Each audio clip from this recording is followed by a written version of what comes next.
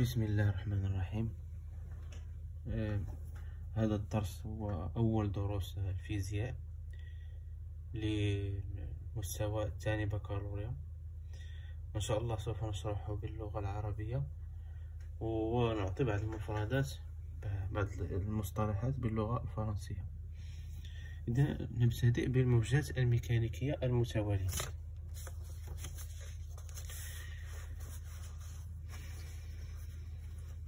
أولا نلاحظ أن التشويه المحدث عند طرف الحبل ينتشر في هذا الوسط المادي. عندما نأخذ حبل ونقوم تنشد الحبل وكنبقاو نطلعوه ونهبطوه،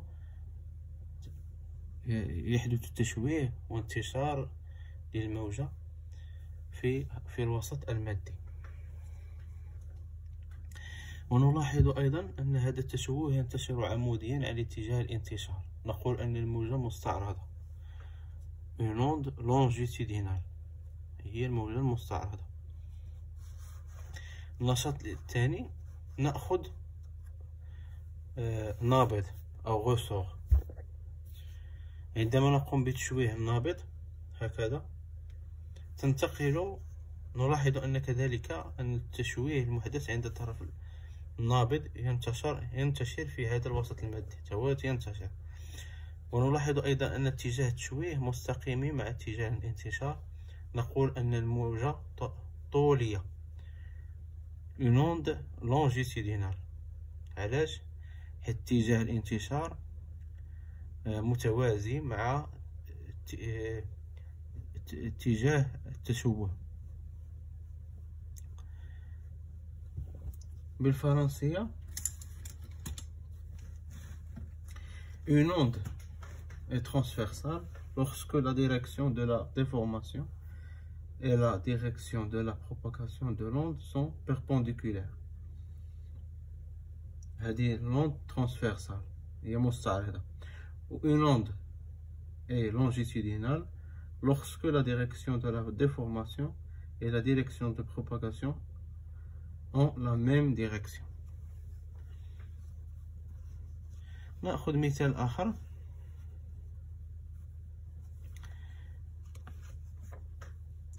نسقط قطرة ماء في حوض موجات يحتوي على ماء ساكن.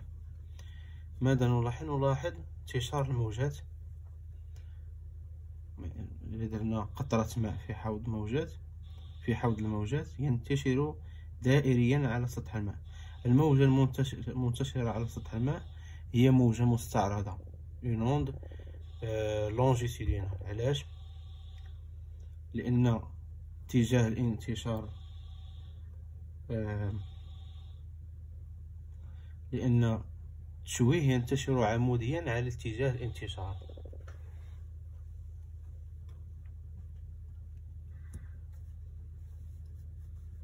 La déformation, la direction de la déformation et la direction de la propagation de l'onde sont perpendiculaires.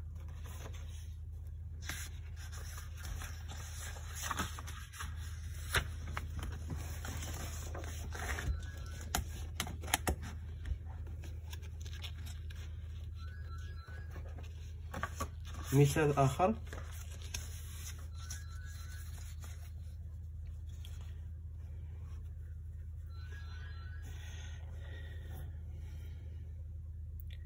نضع أمام مكبر الصوت غشاء وكرية معلقة بواسطة خيط رقيق. نلاحظ أن كرية النواس هو لو بوندول تهتز أفقيا في اتجاه عمودي على الغشاء. يعني ملي كنطلقوا واحد البوق مكبر الصوت نطلقوا فيه إشارة صوتية، نلاحظ أن النواس ولا البوندول يتحرك يمنة ويسار هكذا. نلاحظ أن كرية النواس تهتز أفقيا، تهتز هكذا أفقي ماشي عموديا، في اتجاه عمودي على الغشاء. إذن اتجاه الانتشار أفقي واتجاه التشويه أفقي. إذن الموجة طولية، c'est une onde longitudinale. الصوت مثلا صوت الإنسان هي موجة طولية، une onde longitudinale. حصيلة الموجة الميكانيكية المتوالية. نسمي موجة ميكانيكية ظاهرة انتشار تشويه في وسط مادي مرن دون انتقال المادة المكونة لهذا الوسط، ويصاحبها انتقال للطاقة. تكون هذه الموجة متوالية إذا كانت مصانة بواسطة جهاز ملائم. يعني متوالية كنديرو لها واحد الجهاز اللي كيبقى يدير نفس الحركة il génère le même mouvement. بها كتكون موجة متوالية ميكانيكية متوالية. مثال على ذلك، تكون هذه الموجة متوالية إذا كانت مصانة بواسطة جهاز. عندك موجات البحر، الزلزال، موجات صوتية. جريان الماء في بركة لا يعتبر موجة لأنه يتم بانتقال المادة.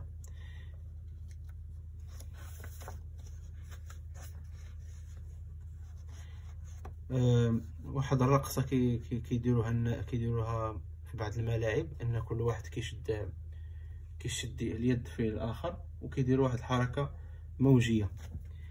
لا تعتبر موجة لأن ليس هناك انتقال للطاقة بين شخص لآخر، كما أن وسط الانتشار متقطع.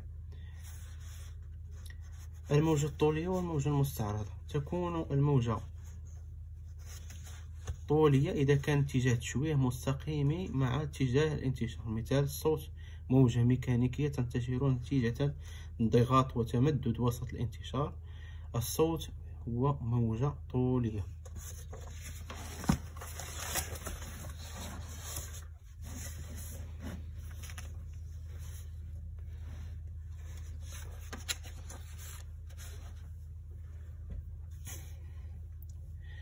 الموجة المتوالية أو المتتالية تنتقل انطلاقا من المنبع بجميع الاتجاهات. عند انتشار الموجة المتوالية في اتجاه واحد نقول أن الموجة أحادية البعد، مثل انتقال الموجة على طول حبل أو نابض. عند انتقال الموجة على مساحة نقول أن الموجة ثنائية البعد، مثل انتشار الموجة على سطح الماء. عند انتشار الموجة المتوالية في الفضاء نقول أن الموجة ثلاثية البعد، مثل الموجة الصوتية. ملحوظة: الصوت موجة ميكانيكية يتطلب انتشاره وسطا ماديا مرنا، لا ينتشر الصوت في الفراغ. دائما الصوت موجة ميكانيكية يتطلب انتشاره وسطا ماديا مرنا، لا ينتشر الصوت في الفراغ. ينتشر الصوت في الأجسام السائلة والصلبة والغازية. نبقاو حتى هادي ونديرو واحد الشرح.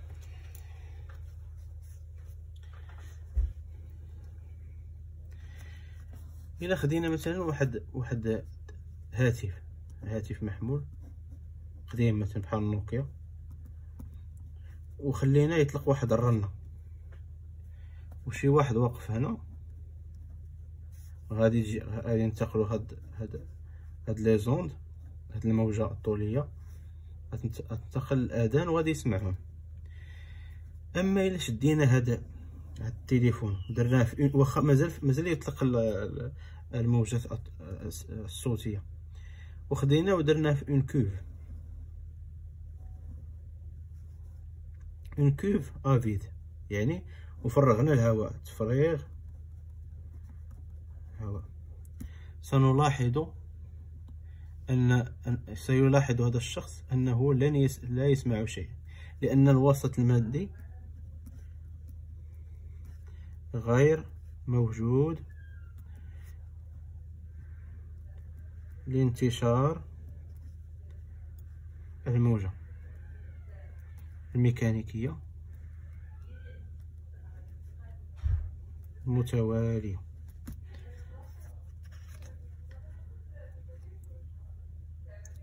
إذا هادشي اللي كاين في هاد الجزئية هذه، وننتقل إلى في فيديو آخر إلى موضوع تراكم موجتين ميكانيكيتين. وشكرا.